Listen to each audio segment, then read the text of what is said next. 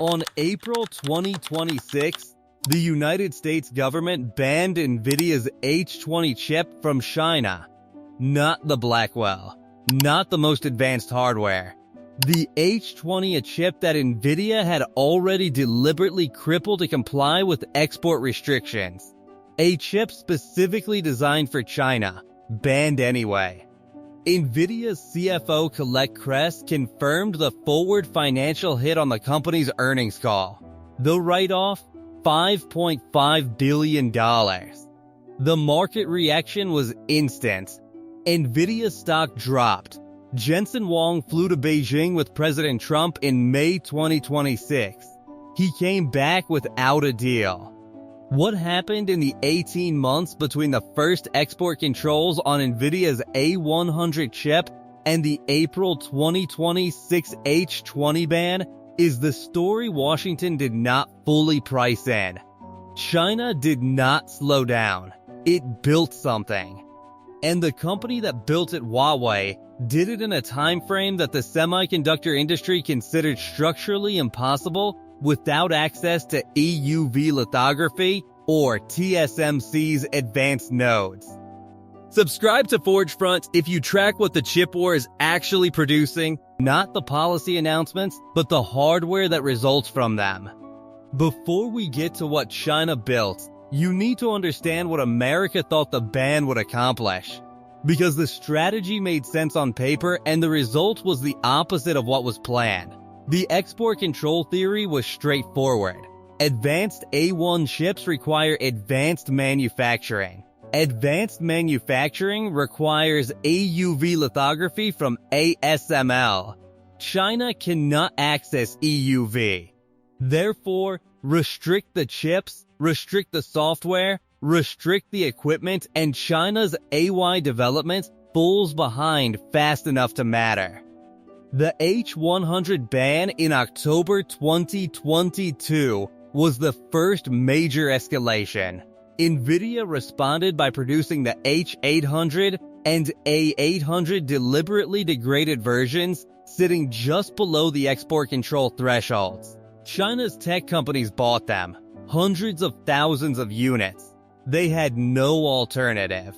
Then the Biden administration decided that even the degraded versions were too capable and banned them too, replacing them with the H20, a further crippled product that Nvidia's own engineers described privately as barely competitive with what Huawei was already producing domestically.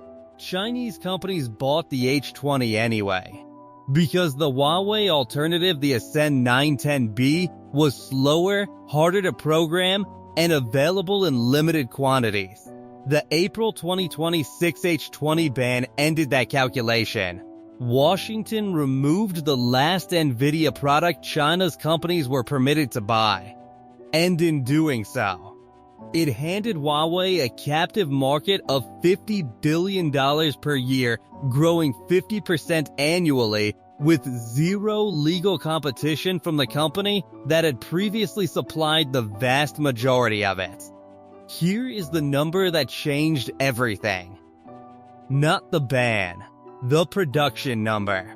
In 2026, Huawei shipped an estimated 600,000 Ascend 910C units, up from roughly 200,000 in 2025. That 300% production increase happened on SMIC's enhanced 7nm process. Without EUV, without TSMC, without any of the equipment that the export control strategy assumed China could not replace. The chip at the center of this ramp is the Ascend 950PR, formally launched on March 20th, 2026 at Huawei's China Partner Conference in Shenzhen. The 950PR delivers 1.56 petaflops of FP4 compute. TRENDF-ORCE confirmed independently that the Atlas 350 accelerator card built around the 950PR delivers 2.8 times the throughput of Nvidia's H20 chip, the exact chip America just banned. Memory. 112 gigabytes of Huawei's proprietary high BL memory at 1.4 terabytes per second bandwidth. The 18 months between the H100 ban and the Ascend 950 PR launch is the timeline that matters. Not 18 years, 18 months. But the production number is not even the most important part of this story. The most important part is what Huawei did that Nvidia cannot copy. Huawei did not just build a chip, it built a system. The CloudMatrix 384 unveiled at the World Artificial Intelligence Conference in Shanghai in July 2025 connects 384 Ascend 910C processors across 16 racks using an entirely optical interconnect backbone. 6,912 optical transceivers. Internal bandwidth exceeding 5.5 petabits per second.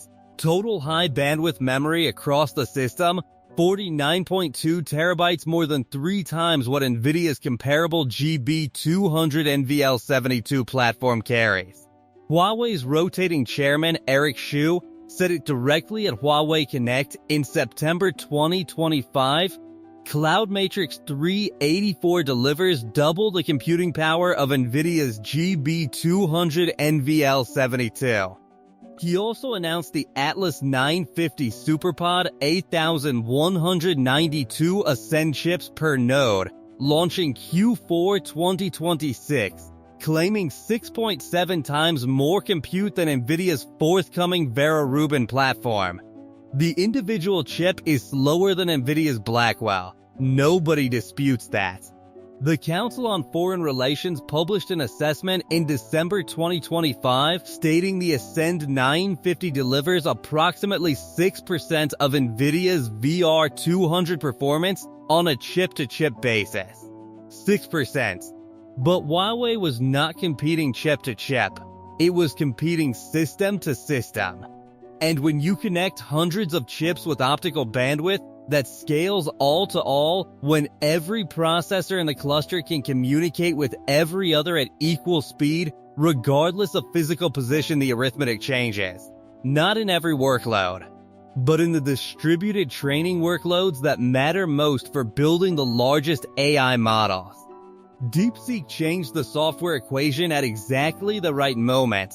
When export controls eliminated Nvidia hardware from China's legal supply chain, China's AI research community did not stop building models. It adapted to the hardware available.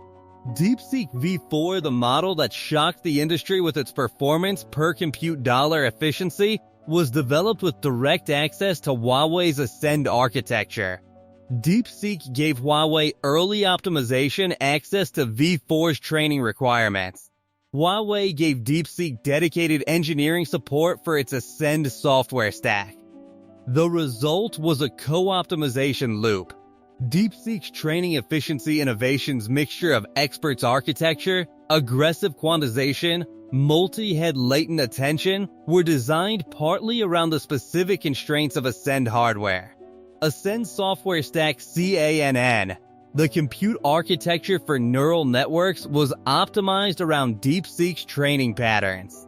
The Ascend 950 PR price reportedly rose 20% after DeepSeek V4 launched on Ascend, driven by procurement demand from Alibaba, ByteDance, and Tencent, the same companies that 18 months earlier had been Nvidia's largest accounts in China. The software lock that Washington's strategy relied on CUDA's 15-year entrenchment in every AI research workflow was not reversed by a competing framework winning on merit. It was reversed by necessity, with China's entire AI research community switching platforms simultaneously, supported by the most efficiency-focused AI model in the market as a co-development partner. Washington's response has been incoherent by its own officials' description. The timeline of U.S. chip policy in 2025 and 2026 is worth stating plainly, because the policy reversals are as important as the bans. April 2025, H20 ban. $5.5 billion Nvidia write-off. July 2025, H20 ban reversed. Nvidia cleared to resume shipments with a 25% revenue tax payable to the US government. December 2025, Trump approved H200 exports to China, a chip more capable than the H20, clearing roughly 10 Chinese firms for purchases up to 75,000 units each. January 2026, Beijing told Chinese companies to pause H200 orders. Not because of US policy, because China's government decided it did not want its AI companies buying American chips. Me 2026, Trump delegation visits Beijing. Nvidia's Jensen Huang attends. The RTX 5090 DV2, a consumer gaming card, gets added to China's banned list the day Trump's delegation departs. July 2026, U.S. Commerce official Jeffrey Kessler testified to Congress that H200 shipments remained, in his word, trivial despite $10 billion in approved licenses. Chinese firms had ordered more than 2 million H200 chips. Nvidia had 700,000 in inventory. The policy produced the outcome opposite to its stated intent. It did not slow China's AI development. It accelerated Huawei's domestic alternative.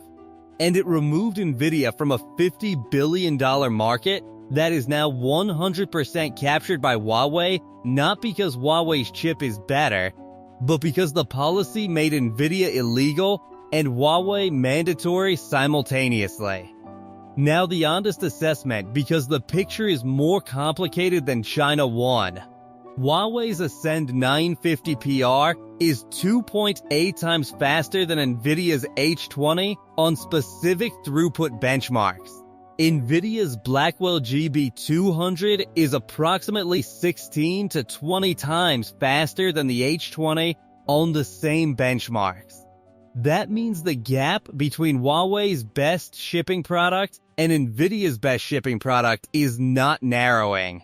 According to the Council on Foreign Relations, it is widening because Nvidia's process node improvements compound faster than Huawei's architectural optimizations can offset. The CloudMatrix system level metrics are real, but they carry a power cost. The 384-chip CloudMatrix system consumes approximately 4 times more power than Nvidia's equivalent NVL72 configuration.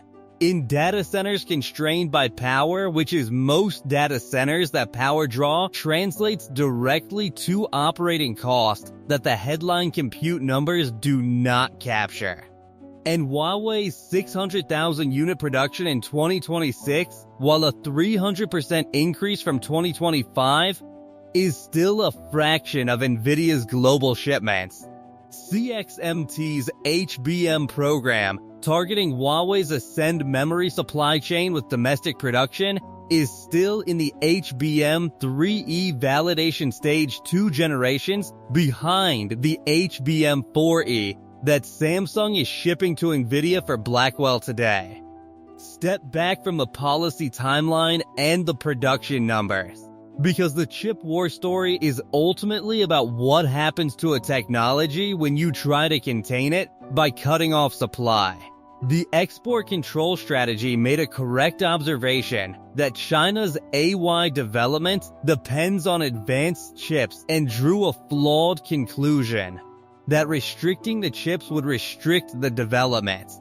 What actually happened is that restricting the chips created the market conditions and the policy mandate that turned Huawei from a competitor struggling to catch up into the only legal supplier of AI chips for the world's second largest economy. Nvidia spent 3 years producing deliberately crippled products, the H800, the A800, the H20, to serve a Chinese market that represented 13% of its annual revenue. Each product was designed to be just capable enough to sell, just limited enough to comply. China bought them because Huawei was not ready. Now Huawei is ready enough. China chose not to buy the H200 when Washington finally permitted it, not because of the export controls, but because Beijing decided its company should not need it anymore. That is the outcome the export control architects did not plan for. Not China being unable to build an alternative, China deciding it no longer wants the original. Subscribe to Forgefront. The Atlas 950 SuperPod deployment data, the first real-world benchmarks from Alibaba and ByteDance clusters running at full scale, arrives in Q4 2026. That data will answer the question the chip war has been building toward, whether Huawei's system-level architecture can do in practice what it claims on paper. We will cover it when it lands. One question for the comments. Do you think the US export control strategy accelerated China's domestic chip development, or would Huawei have reached this production level regardless of whether America banned the H20? Drop your answer below. The Blackwell situation also created a secondary market that nobody in Washington anticipated. A black market for Nvidia's most advanced chips inside China, running at double the official price. By July 2026, banned Blackwell GB200 and GB300 units were circulating inside China through smuggling network shell companies, offshore subsidiaries. Southeast Asian intermediaries who purchased chips legally in markets where Blackwell was permitted, then routed them into China. WCCF Tech reported that Blackwell units were selling on China's gray market at double the official US price. 100 accelerators from Nvidia's older Ampere generation chips that were banned in 2022 were seeing price surges as well, with sellers reporting they were running out of stock despite prices reaching 600,000 RMB per unit. DeepSeek's alleged use of Nvidia Blackwell chips to train its V4 model, disclosed by a senior Trump administration official in February 2026, illustrated the enforcement gap most clearly. The allegation was that DeepSeek trained at a data center in Inner Mongolia using chips acquired through shell company networks that exploited gaps in the Bureau of Industry and Security's enforcement capacity. DeepSeek denied the claim. The chips, if acquired, were purchased at double the legal market price through networks that the US government acknowledged it lacked the capacity to fully monitor. The market created by the banned demand that cannot be met legally at any price is the market that sanctions and export controls have historically produced in every sector where they have been applied at scale. The question the BIS enforcement teams face is not whether Chinese companies want Blackwell chips. They demonstrably do enough to pay double the price and accept the legal risk.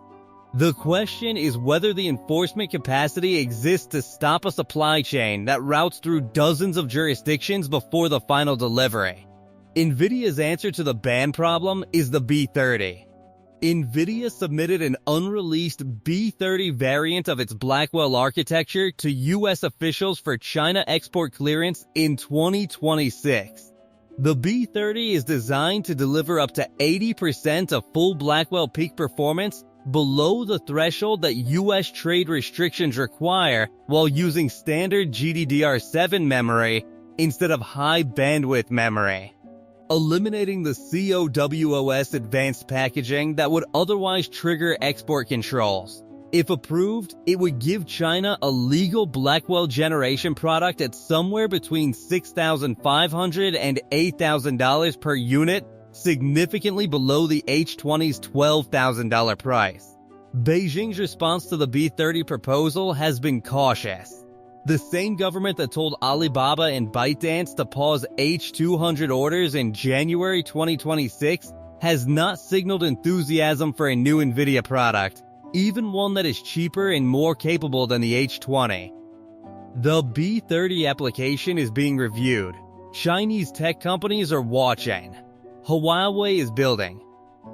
The chip America banned in April 2026 was not Blackwell. It was a deliberately limited product that Nvidia designed to be just capable enough to sell in China. The chip China built in the 18 months following the original export controls was not Blackwell either. It was something different, slower per die, but built into systems designed to scale in ways that individual chip comparisons do not capture.